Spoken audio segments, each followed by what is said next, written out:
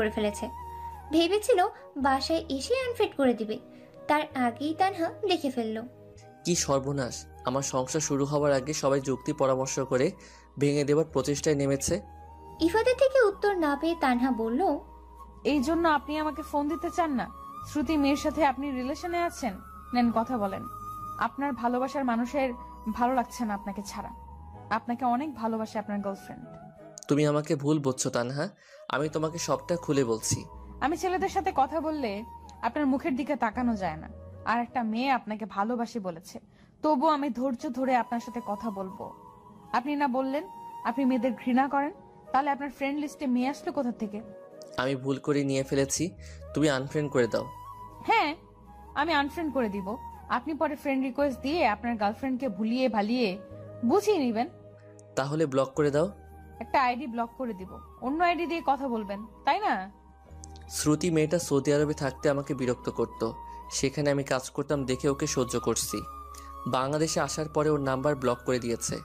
আল্লাহর কসম, ওর সাথে আমার কোনো সম্পর্ক নেই। বাংলাদেশে আসার পরে মনের ভুলেও যোগাযোগ রাখি নাই। আচ্ছা, বিশ্বাস করলাম আপনার কথা। একটা কথা কি জানো তানহা, বিশ্বাস ছাড়া ভালোবাসা অর্থহীন, আর অধিকার ছাড়া সম্পর্ক মূল্যহীন। তানহা এক হাতে ইফাতের দুই গাল চেপে ধরে বলল, বিশ্বাস আছে দেখে আপনার কথাগুলো শুনলাম আর বিশ্বাস করলাম। অধিকার আছে দেখে কৈফিয়ত চাইলাম। আপনি শুধু আমার মনে থাকে জানো, মনের ভুলেও যদি আপনার চোখ দুটো অন্যদিকে যায়, আপনার চোখ দুটো আমি উপড়ে ফেলে দিব। আমাকে দেখে যতটা ভালো মেয়ে মনে হয়, আমি কিন্তু এতটা ভালো মেয়ে নই। আমি নিজের ভালোবাসার মানুষের ক্ষেত্রে খুব স্বার্থপর। যেটা আমার সেটা শুধুই আমার। এক বিন্দু যদি অন্য কারো হয় তাহলে তাকে আমার লাগবে না। গাল ছাড়ো, ব্যথা পাচ্ছি। কি সাংঘাতিক বউ আমার! ঘরে সুন্দরী বউ রেখে কেউ অন্য মেয়েদের দিকে তাকায়? আমি ভাই কালো মানুষ, তোমার মতো সুন্দরী মেয়ে আমাকে বিয়ে করেছে, এটাই আমার কাছে অনেক। এখন তুমি কিভাবে ভালো থাকবে, তোমাকে কিভাবে ভালো রাখা যায়, এসব ভাবতে হবে। বাহিরের কাউকে নিয়ে ভাবার সময় নেই। তুমি কথা দিয়েছিলে ছবি তুলবে। দুজন মিলে অনেকগুলো ছবি তুললো। তানহা মুখ ধুয়ে এসে শুয়ে পড়লো। ইফাত ফ্লোরে শুয়ে পড়লো। তানহা মনোযোগ সহকারে ফোন দেখছে। তানহার ফ্রেন্ড লিস্টে ইফাত ছাড়া কেউ নেই। ইফাত নিজের আইডির সাথে তানহার আইডি ট্যাগ করে ম্যারিড স্ট্যাটাস দিয়েছে। তানহার আইডিতে কোনো লাইক কমেন্ট না পড়লেও ইফাতের আইডিতে পড়তে শুরু করেছে। সবাই ইফাত আর তানহাকে শুভকামনা জানালো। তানহা, বলেন। আজকে তুমি নিচে ঘুমাবে। দিন দিন শীত প্রচুর বাড়ছে, ফ্লোরে ঘুমানো কষ্টকর হয়ে গিয়েছে। আমি কেন নিচে ঘুমাতে যাব? আমার এত কিসের দুঃখ জেগেছে মনে? একদিন তুমি ফ্লোরে ঘুমাবে, একদিন আমি ঘুমাবো। আমি এত মহান নই, পারবো না ফ্লোরে ঘুমাতে। আপনি আপনার ঘর বাড়ি ভেঙে বিছানায় চলে আসুন। না। কেন? আমার গায়ে কি চুলকানি আছে? আমার সাথে ঘুমালে তা আপনার শরীরে প্রবেশ করবে? আমার মেয়ে মানুষের সাথে ঘুমাতে শরম করে। প্রথম দিন এসে ঘুমিয়েছিলেন তখন শরম করেছিল না? অন্ধকারের মধ্যে টেনে ধরেছিলেন তখন শরম করেছিল না? এভাবে বলছো কেন? একটাবার ভেবে দেখো, আমি কতদূর জার্নি করে আসছিলাম। আমার একটু ঘুমের দরকার ছিল। আমার চারিদিকে কোনো খেয়াল ছিল না, 7-5 না ভেবে ঘুমিয়ে পড়েছি। এখনো 7-5 না ভেবে উঠে এসে বিছানায় ঘুমান। আমার কিন্তু ঘুমের মধ্যে জড়িয়ে ধরার অভ্যাস আছে। কেউ যদি ঘুমের মধ্যে আমাকে জড়িয়ে ধরে আমি কিছু মনে করব না, কিন্তু আমার শরম করে। আল্লাহ, তুমি আমাকে কার পাল্লায় ফেলে দিলে? এই ছেলে কথায় কথায় শরম করে। এত যখন শরম করে নিচেই ঘুমিয়ে পড়ুন। আর একটা কথা বললে আমার থেকে খারাপ কেউ হবে না। বলেই তানহা অন্যদিকে ঘুরে শুয়ে পড়ল। ইফাত গভীরভাবে চিন্তায় মগ্ন হলো। এভাবে 30 মিনিট অতিবাহিত হয়ে গেল। ইফাত আবার বলে উঠল, এই তানহা, বিছানায় আসি? না। কেন?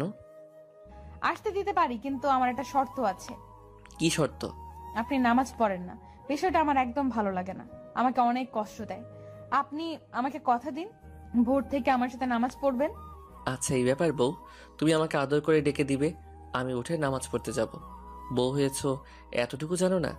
সকালে স্বামীকে ভালোবেসে ভুলিয়ে ভালিয়ে বুঝিয়ে ঘুম থেকে তুলতে হয়। অবশ্যই। আবার বলতে হবে, জামাই যান, আপনার জন্য সকালের ঠান্ডা পানি আমি রেডি করে রাখবো। ইফাত মুখটা বাংলার 5-এর মতো করে ফেলল। এই তোমার ভালোবাসা? আপনি নামাজ পড়বেন না আর আমি আপনাকে ভালোবাসবো? কখনোই না। যদি নামাজ পড়েন তাহলে ভালোবাসবো, এর আগে না। বললাম তো নামাজ পড়বো। আমি এখন ওপরে আসতে পারবো? আসুন।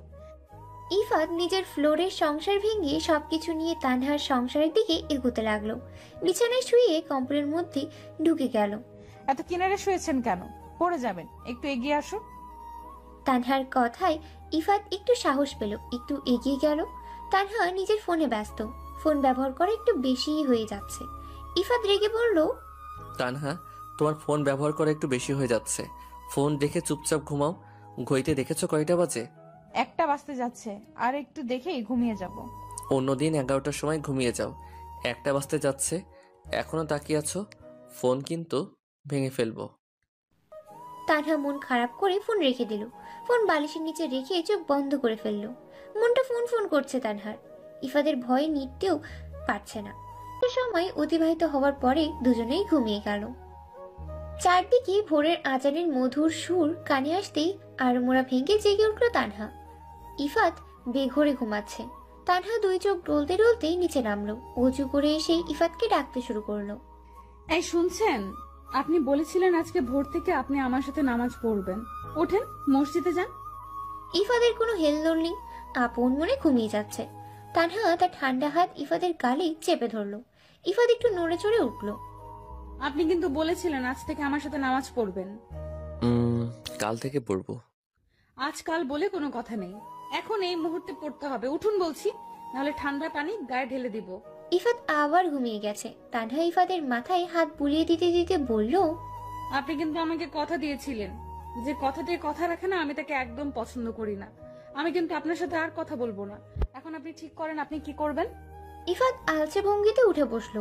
অসহায় দৃষ্টিতে তানহার দিকে তাকালো। কিছুক্ষণ ঝিম মেরে বসে রইল।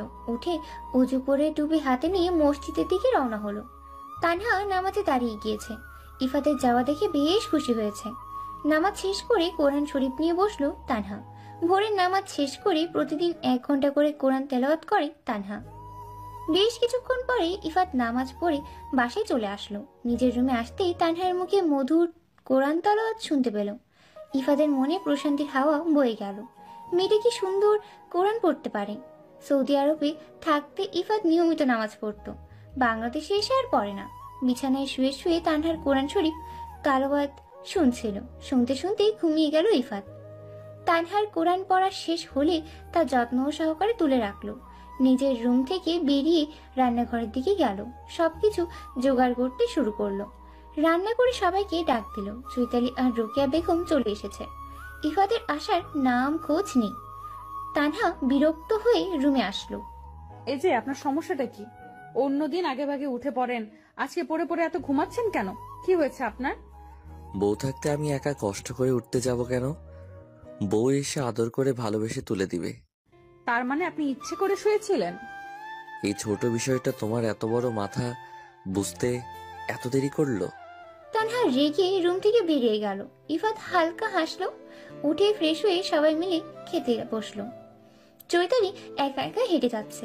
আজকে দেরি হয়ে গিয়েছে, সেই জন্য সবাই চৈতালিকে রেখেই চলে গিয়েছে। চৈতালির কলেজের কাছে একা নিয়ে যেতে চায় না গাড়িওয়ালারা। চৈতালি হাঁটতেই শুরু করেছে। একটা গাড়ি পেলেই উঠে পড়বে।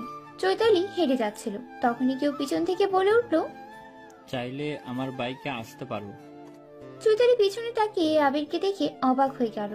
ভদ্রতা বজায় রেখে বলল, ধন্যবাদ স্যার, লাগবে না, আমি চলে যেতে পারবো। আমি একটা গাড়ি ডেকে দিব। আমি খুঁজে নেব। কি ব্যাপার, আপনি নিজে থেকে আমার সাথে কথা বলছেন? তুমি আমাদের কলেজের স্টুডেন্ট, তোমার ক্লাসের দেরি হয়ে যাবে, তোমার ভালোর জন্যই বলছি। আপনি প্লিজ চলে যান। এভাবে রাস্তার মধ্যে কথা বললে লোকে কি বলবে? সবাই আমার দিকে কেমন করে তাকিয়ে আছে। ভাইয়ার কাছে বিচার দিলে আমি শেষ। আবির কোনো কথা না বলে চলে গেল।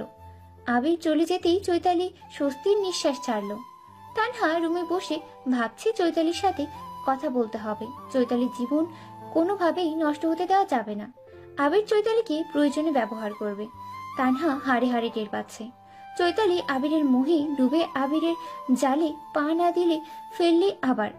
তানহার ভাবনার মাঝেই ইফাত বলল, শুনো, আমি কাজে যাচ্ছি, আমার আসতে অনেক দেরি হবে।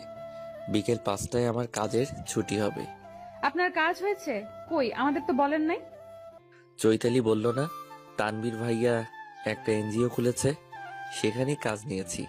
কালকে কিসের জন্য ওইদিকে গিয়েছিলাম বলো? তানভীর ভাই আমাকে আমার এরিয়া দেখিয়ে দিচ্ছিল। মানে বোঝানোর সময় নেই, বাসায় এসে বুঝিয়ে বলবো। আচ্ছা, দেখে শুনে সাবধানে যাবেন। আর হ্যাঁ, মনের ভুলেও কোনো মেয়ের দিকে তাকাবেন না। সাবধানে থাকবেন, নিজের দিকে খেয়াল রাখবেন। যথা আজ্ঞা মহারানী, বলেই মিষ্টি হেসে চলে গেল ইফাত। তানহা নিজের কাজে মনোযোগ দিল। কলেজ ছুটি হয়ে গিয়েছে। আজকে চৈতালির ভালো লাগছে না। আজকে প্রাইভেট পড়তে যাবে না। উত্তপ্ত রোদময় দুপুরে হেঁটে যাচ্ছে চৈতালি। আবির রাস্তায় দাঁড়িয়ে চা খাচ্ছিল। চৈতালিকে দেখে বলল, এই রোদের মধ্যে হেঁটে যাচ্ছ কেন? আমরা মধ্যবিত্ত স্যার, আমাদের সবকিছুর অভাব আছে। এই সামান্য রোদ আমার কোনো ক্ষতি করতে পারবে না। বেশ কথা বলতে জানো। ফুচকা খাবে? তোমরা মেয়েরা তো ফুচকা খেতে অনেক পছন্দ করো, তাই না? না স্যার, খাবো না, বাসায় যাব। আজকে ভালো লাগছে না। আমাকে এড়িয়ে চলছো? ভাবে আপনার থেকে দূরত্ব বজায় রেখে চলতে বলেছে। আমি আপনাকে ভালোবাসি ঠিকই, কিন্তু তারা আমার গুরুজন। আমি তাদের কথা অমান্য করতে পারি না। আমি যদি তোমাকে বিয়ে করতে চাই? আবিরের কথা শুনে চৈতালি চোখ তুলে তাকালো। আবিরের দৃষ্টি চৈতালির দিকে বিদ্যমান।